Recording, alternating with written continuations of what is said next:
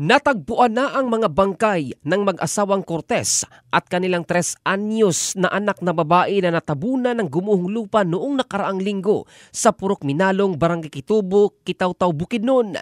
Sa ulat ng Municipal Disaster Risk Reduction and Management Office ng Bayan ng Kitaw-Taw, si Itchel Cortez, 33, ay nakita sa Cabacan River sa karating na lalawigan ng North Cotabato, habang ang kanyang asawang si Ryan Cortez, 42 taong gulang, ay nakuha sa Barangay Kitubo nitong nakaraang araw.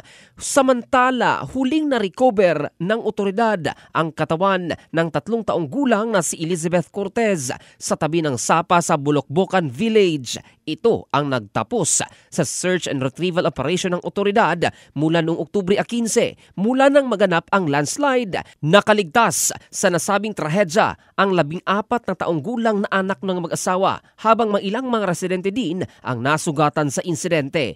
Nagpaabot naman ng tulong ang lokal na pamahalaan ng Kitaw-Taw sa naulilang pamilya ng mag-asawa at 3 anyos na anak na parehong naihatid na sa kani-kanilang huling hantungan.